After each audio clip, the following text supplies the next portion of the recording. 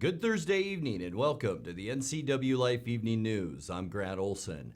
Before we get to today's top news stories, let's take a quick look outside that weather window. And as advertised, the clouds moved in and windy conditions as we look down from our Omi Garden Sky-Fi Tower camera at Rocky Reach Dam. And the wind was blowing and some rain showers as well. We did have about a 50-50 chance for some wet stuff, but the big news, wind today and wind gusts tonight and tomorrow. These winds will continue. We could see gusts as high as 40 miles an hour. I think Moses Lake already saw that earlier today, and more wind there expected tonight. In fact, almost all of our viewing area expect windy conditions overnight tonight and once again into Friday. But then things get nice, and we'll talk more weather coming up a little bit later on.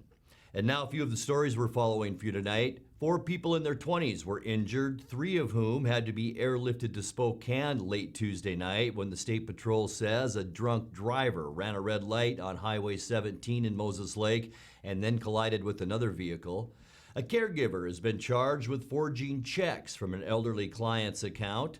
And Grant County reported 6 additional COVID-19 deaths Wednesday, bringing the county's total deaths now from the virus to 115. But first, we begin tonight. A stretch of US 97 at the summit of Blewett Pass was closed for about 2.5 hours yesterday afternoon following 3 separate accidents, including a head-on collision that injured 2 people. The Washington State Patrol reports that a 2005 Dodge Ram pickup and trailer driven by 78-year-old Larry Bennett of Union Gap struck the oncoming 2020 GMC Sierra pickup truck driven by 33-year-old Clayton Anderson of East Wenatchee. The collision occurred just north of the Blewett Pass summit shortly after 2 o'clock. Bennett and his 73-year-old wife Kathleen were both injured and taken to Cascade Medical Center. Neither Clayton or his 5-year-old passenger were injured. Troopers say the accident occurred because Bennett's vehicle swerved to avoid a 3-vehicle accident that happened shortly before and was blocking the road. Trooper John Bryant said those accidents triggered another non-injury 2-vehicle collision. Yet another vehicle that tried to avoid the wrecks ended up off the roadway and stuck in snow. Bryant said road conditions were not bad at the time of the accidents, but several of the vehicles were being driven too fast. That was the primary problem. Well, 4 people in their 20s were injured, 3 of whom had to be airlifted to Spokane late Tuesday night when the State Patrol says a drunk driver ran a red light on Highway 17 in Moses Lake and then collided with another vehicle. The Washington State Patrol says 21-year-old Evadio Morales Reyes of Othello was southbound on Highway 17 in a 1990 Honda Civic when he failed to stop for the light at East Nelson Road. His Honda then hit a 2012 Chevy Cruze being driven by 22-year-old Vitaly Kusel of Moses Lake as Kusel was turning onto the roadway.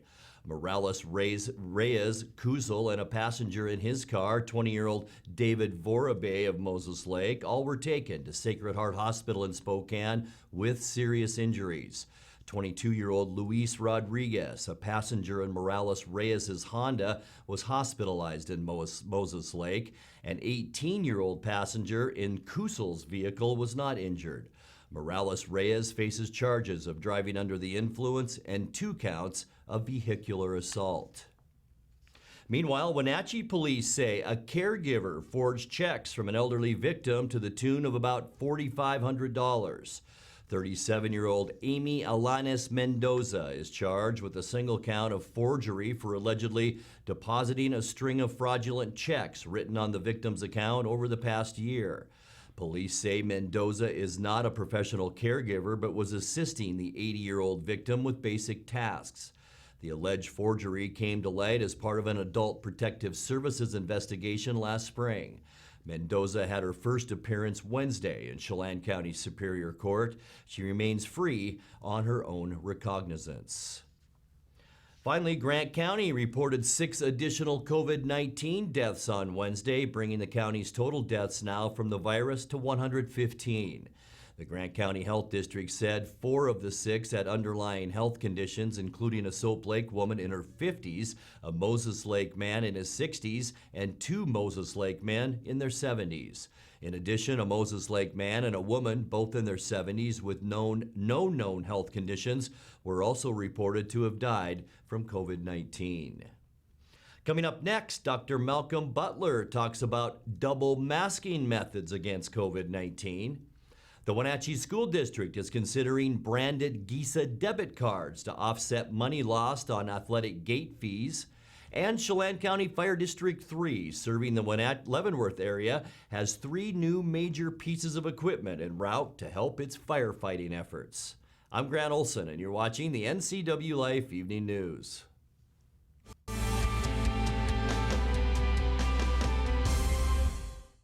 Aging and Adult Care offers many in-home care options and services for seniors and family caregivers. But did you know they also offer free in-home delivered meals? Aging and Adult Care has expanded its program for home-delivered meals to help elderly and vulnerable adults at this challenging time. If you are in need of prepared meals or know someone who could benefit, call Aging and Adult Care for more information about free home-delivered meals. Call 509-886-0700. Dr. Wayne Latimer's Chiropractic and Integrative Multicare specializes in all level of injury care. If you've been injured in an auto accident, on the job, have a sports injury, or a simple fall, call today for a free consultation. They offer a combined multi-care approach with medical, chiropractic, physical therapy, massage, and acupuncture. For relief from long-standing injuries to basic solutions for the weekend warrior, Latimer's Chiropractic Integrative Multicare is one stop, one location. Traditional values and innovation in honoring the life of each family we serve is part of the ministry of Heritage Memorial Chapel. Our staff is committed to walk with your family with compassion through this time of grief. We are here to help and here to serve, the right kind of help when you need it most. Heritage Memorial Chapel.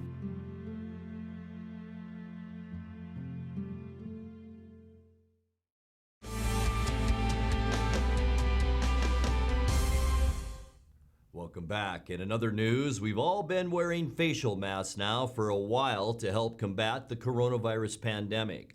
But there's still a right way to do it and plenty of wrong ways. Dr. Malcolm Butler with the Chelan Douglas Health District says there's new advice on how to use a mask, and he demonstrated this week for the Regional Board of Health. The Chelan Douglas Health District has announced that we recommend the highest quality masking available, and that's true in all settings.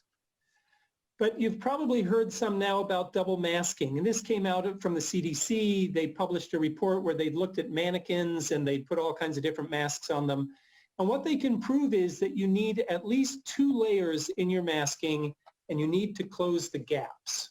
So if you're using a cloth mask, you need to make sure it's got 2 layers, and typically those are ones that are actually fabricated.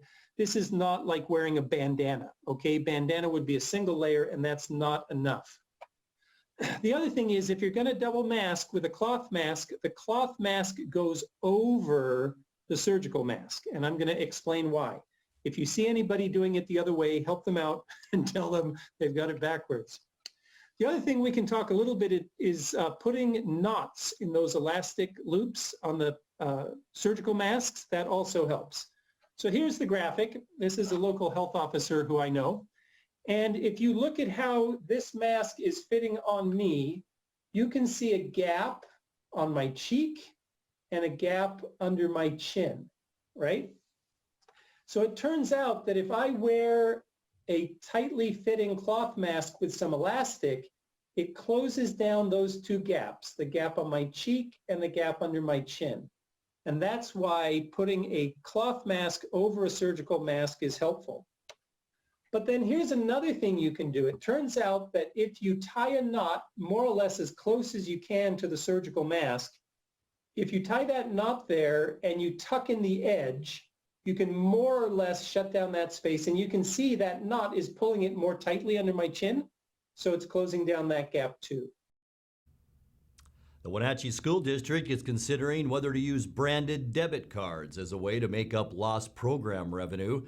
The associated student body normally makes about $70,000 a year in athletic ticket sales, but with the pandemic, it doesn't have that income. GISA Credit Union offers a program where students, parents, and alumni could use GISA-branded debit cards as a kind of fundraiser for the ASB. GISA outreach specialist Brandon Allison told the Wenatchee School Board on Wednesday that 19 school districts are enrolled and earning money through the program, including Eastmont. We do have tailor-made Wenatchee District debit cards for both high schools, so I know that there's a lot of demand out there for the Panther card, but we also, of course, do not want to forget about the Westside High School, so both cards will be available. Eastmont has come on board last year. They're in their third calendar month of this, and since the inception of their particular card, they have seen 3 times the amount of cards issued since day one. And I am in continuous conversation with our branch manager in the Wenatchee branch, and she is saying that the Wenatchee district community members are consistently asking for their cards to support the Wenatchee School District as well. The board expects to adopt a contract with GISA at its next meeting, and there is no cost to the district to participate. Chelan County Fire District 3, serving the Leavenworth area, has 3 new major pieces of equipment en route to help its firefighting efforts. District Chief Kelly O'Brien says the new tender, a pumper, and interface unit from KME Fire Apparatus should arrive by April. A voter-approved levy increase in 2017 helped make the purchase possible without long-term debt.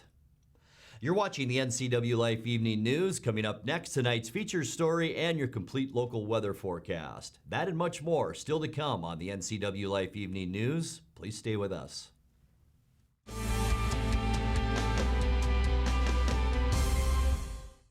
You love to help others. You need a solid career. You can have it all with help from Charter College. Our 10-month medical assistant program prepares you to work in healthcare settings like physician offices, rehab centers, and clinics. You'll learn to take patient vitals, assist with exams, administer injections, and maintain medical records. When you're ready to launch a rewarding healthcare career, visit chartercollege.edu because we work to get you to work.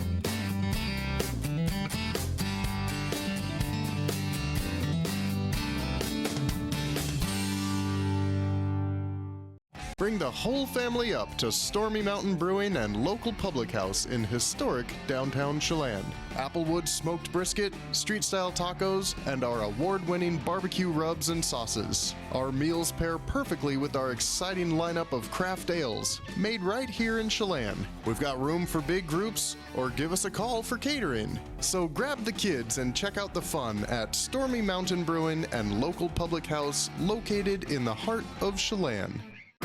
It's estimated that 1/3 of Americans do not have a financial plan. At D.A. Davidson, their advisors are working to change that because they understand the importance of planning for the future. At D.A. Davidson, they believe in partnering together to build a strategy tailored to your needs. They spend the time and have the knowledge to help keep your financial future on track. Let D.A. Davidson Financial Advisors of Wenatchee put the strength of advice to work for you.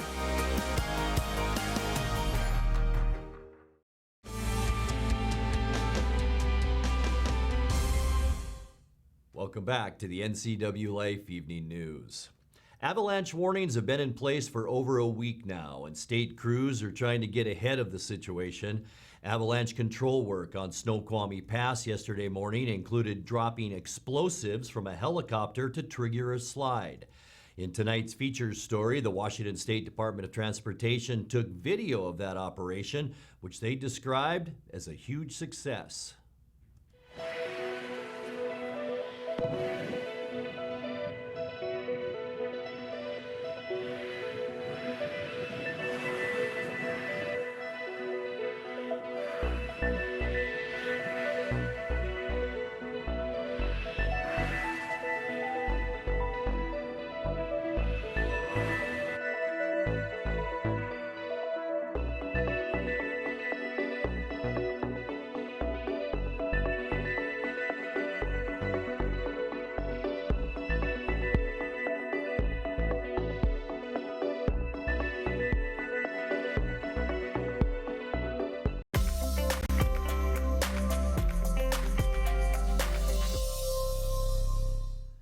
Time now to take a look at your north central Washington weather. Yeah, we're in Washington weather forecast. And let's first take a look outside our weather window.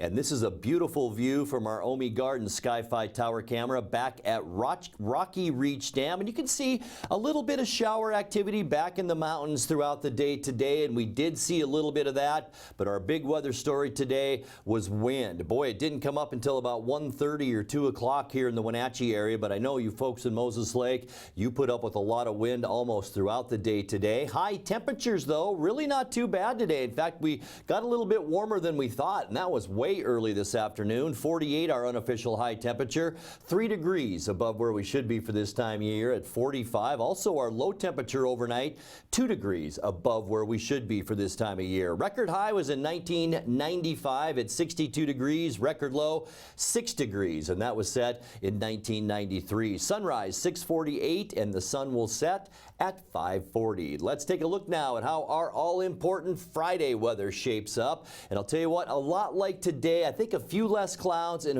a little bit less wind too. Even though we're going to call it windy tomorrow, we should see a sustained wind at least 10 to 20 miles an hour throughout most of the day. High temperatures low to upper 40s in the Columbia Basin, lower 40s back in the Wenatchee Valley. In fact, Wenatchee 43 degrees tomorrow, Chelan 44, and Omak also at 44 degrees tomorrow. Surface loop, there's that wind as all of that northwesterly wind comes barreling into the state of Washington.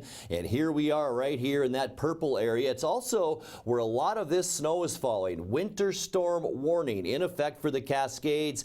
30 to 50 inches of snow could fall there by the time we get into Saturday. And for Friday here back home, more wind, as I mentioned, at least 15 to 25 miles an hour, maybe gusts tomorrow. Most of the shower activity should stay back in the Cascades, but not ruling it out here with a 30% chance for rain. And then on Saturday, things get nice. Mostly sunny, light wind, area of high pressure dragging all of that beautiful southern air into our area. And that'll keep us nice right through the weekend. In fact, unseasonably warm on Sunday, where our high temperatures could flirt with 50 degrees. Certainly we'll see the 50s down in the Tri-Cities for Sunday. And then as we kick off March 1st on Monday and our first full week of March, it looks great. Coming in like a lamb, partly cloudy, seasonal. Most of the snow will be to our west and then some over in the Spokane area, but our temperatures will stay nice with highs in the mid-40s. As we get into Tuesday, partly cloudy once again, a very nice mild westerly flow moving into Washington state, and that'll make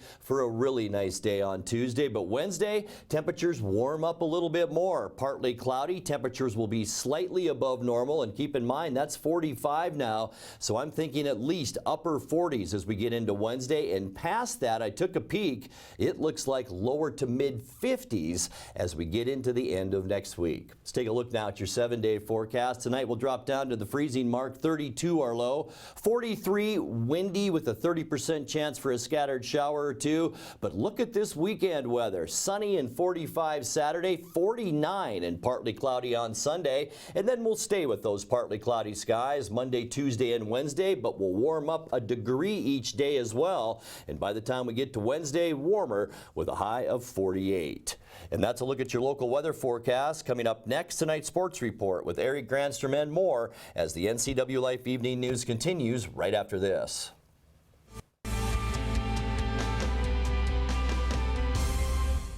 My name is Anaisa Lemus, and I teach at John Newberry Elementary. I had a tooth in the front that was just always causing me problems. It was just happening so regularly. I went to go get a root canal done, and the root canal didn't help a whole lot because then it came back. Both of my parents went to Dr. Divis's office. They really recommended him because he had done such a great job on their teeth. I went and really have had a really pleasant experience with him. He just made me feel really at ease with everything. He was really confident with what he was doing. He said, this is one of his favorite parts of his job, which really made it easier for me because, when you're really passionate about something, they're going to do a good job. As a teacher, my students, I'll tell them randomly sometimes, oh yeah, with my fake tooth, they're always so shocked. Like, what? It looks like your real tooth. And I'm really happy with the results now. This is Dr. John Divis. Please call us today. The 2021 models are arriving at Sangster Motors. General Motors is on the move with the all-new 2021 Yukon. Yukon is redesigned from the ground up with a bold new look and all the latest technology. Also new is the Canyon AT4 pickup. This off-road equipped mid-size truck will challenge any rival for performance and value. Both of these models will offer Duramax diesel options for maximum power and economy. The American Challenge is game on at Sangster Motors now.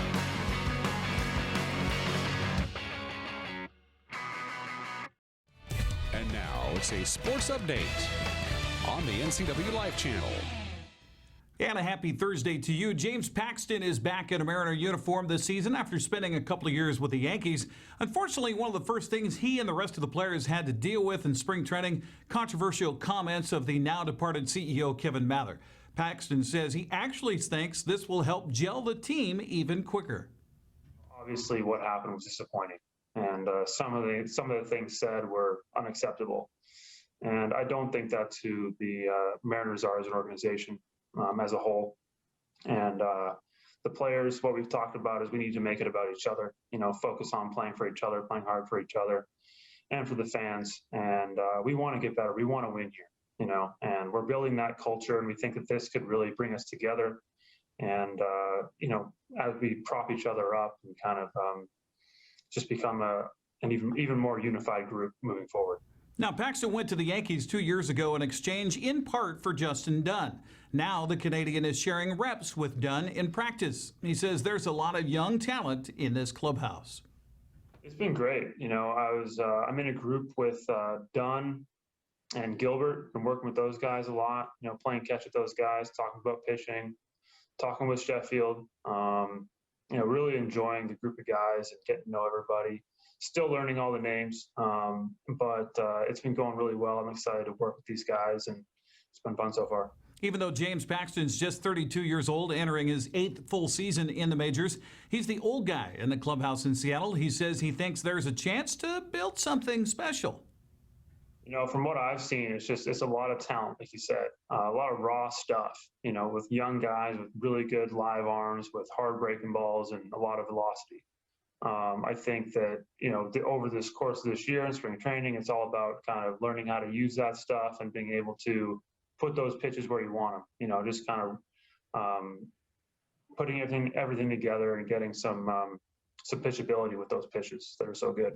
Paxton says he'll have his first live BP tomorrow. It'll be the first for him since undergoing back surgery last year and missing most of the season. He says he fully expects he'll be up and ready to go when the season starts in April. Meanwhile, manager Scott Servais says it was great to get back to baseball yesterday and move on from the controversy that clouded the start of spring training. The crack of the bat and guys battling for positions, sure to get any manager happy. Actually, a pretty interesting day. Out on the field is fun to see all of our position players and them getting their work in and how they look early on in camp. And I'm really excited, you know, a lot of the things that we ask guys to focus on in the offseason, they've done. It looked pretty good yesterday. Again, it's a workout. We'll keep building upon it today. Got a lot of stuff going on in the building today. It's a blood work day. We got players lined up. It's crazy. It's typical early spring training stuff. You try to get all the administrative stuff out of the way with our players, but our guys look great. I thought after the couple of the meetings early in the morning, players got into good mode mentally and focused and got a lot out of the day. So we'll move forward today with some more live BPs and getting our guys lined up, ready to roll. I think highlight for me yesterday was to see the first live at bat that Mitch Haniger had. He got in there and smoked a 97-mile-an-hour fastball left field for a base hit, like he never got bumped off the saddle. He's ready to go, and it was love to see positive results come to guys like that have battled so long through an injury. And the focus right now is keeping him healthy as we go throughout spring training. So moving from the Mariners to local baseball, Apple Sox general manager Ali Shank announced the addition of 2 non-league opponents for the 2021 schedule. The Apple Sox will host the Highline Bears on July 3rd and the Northwest Star Academy on July 16th and 17th. Apple Sox 2021 schedule now consists of 54 games, 30 of which to be played at Paul Thomas Senior Stadium. The Highline Bears, by the way, on July 3rd also marks the return of the fan favorite fireworks night. This will be the 3rd straight season that Highline has visited Wenatchee. The Bears hail from just outside Seattle and play in the Pacific International League. Northwest Star Academy will be in Wenatchee for the first time since 2018. Their team is made up of players from Oregon and Southwest Washington who are between their senior year of high school and freshman year of college. Well, you don't want to miss the game featured tonight on Hockey Night here on the NCWLIFE channel. Features the Wenatchee Wild and Trail Smoke Eaters from January 25th of last year at the Town Toyota Center. They played 3 periods of hockey and tied 1-1. It took a shootout to determine a winner. Our checker had the call on the Wenatchee Wild Hockey Network. Here's Matt Osadik. He's in. He shoots, and that's over the crossbar and off the glass. Okay. Ready to go. Here comes Wolders. He's up the middle. He's in. He dinks. He dinks, and a save made there by Turness. We go to the 9th shooter. And on the near side, it's Siobhan. He shoots, and a pad save made by Chenard. How about Hunter Hastings? Number 17 gets the call. He's a right-hander. He's in. He rips one, and he scores! Hunter Hastings, game winner. And the Wild win it 2-1. And be sure to tune in 7 o'clock tonight for the entire game here on the NCWLIFE channel. In fact, here's a sneak peek what's coming up on the NCWLIFE channel after hockey tonight. It's Big 9 Basketball Friday. West Valley visits Wenatchee. The girls started off at 7, followed by the boys at 8:30. We'll step away from sports Saturday to celebrate Apple Blossom Festival. It begins with a documentary. A lot of fuss about a parade at 2. Then our live coverage from the Numerica Pack begins at 6 with a countdown to coronation, followed by the Cashmere Valley Bank Royalty Selection Pageant at 7 o'clock. That's a look at sports news. I'm Eric Grandstrom. Grant, back to you. Thank you very much. And Eric, once again, don't go anywhere because we are going to check right back in with Eric Grandstrom, who's been filling in for Dan Kuntz all this week for a look at what's coming up tomorrow morning on Wake Up Wenatchee Valley. Eric? Hey, Grant, be sure and join us on a Friday edition of Wake Up Wenatchee Valley, bright and early at 7 o'clock. We'll see how many more hatches we need to batten down with the winds and give you the details on that, as well as your weekend forecast. Looks pretty good, actually. Also, we'll get you set up for the weekend with the Cashmere Valley Bank Royalty Selection Pageant. 2 more candidates will get to sit down with the interviews on a Friday edition of Wake Up Wenatchee Valley and get you a little more information on Cameron Fowler and Kaylin Schmitten. And we'll celebrate mountains that are named French for large. Yeah, we'll figure that one out Friday. Wake Up Wenatchee Valley. Grant, back to you. Be careful, and that's going to do it for our newscast tonight. For more on these stories and other news from around North Central Washington, you can find us on Facebook or our website at ncwlife.com. And remember, if you see news happening, we'd like to hear from you. You can send us an email at news@ncwlife.com or give us a call at 888-6295. I'm Grant Olson. Thanks for joining us, and have a great night.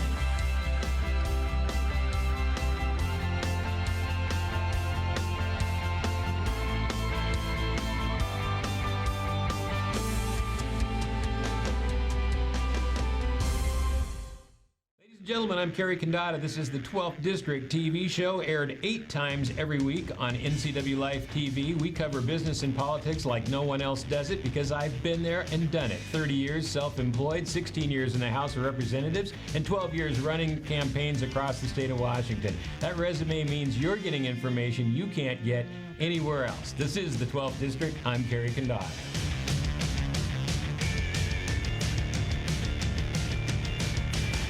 Hey folks, Carrie from Blueberry Hills. A chill is in the air and it's a perfect time for some old-fashioned comfort food like our amazing Eggs Benedict, chicken fried steak, French dips, soups made from scratch, or fruit pies fresh from the oven. The crowds might be gone, but we're still here for you folks. So bring an appetite and a friend to Blueberry Hills in Manson, where you pick, you sit, you eat, and you visit. Open Wednesday through Sunday from 8 to 3. wildaboutberries.com. Hey everyone, Fletcher and Amy Ellingson here from Live It Up. Join us every week as we answer your questions on health, wealth, and relationships. We're all about you creating a life that you love, so tune in to Live It Up. For all the latest news in North Central Washington, go to ncwlife.com or find us on Facebook. Got a news tip? Email us at news@ncwlife.com or call 888-2020.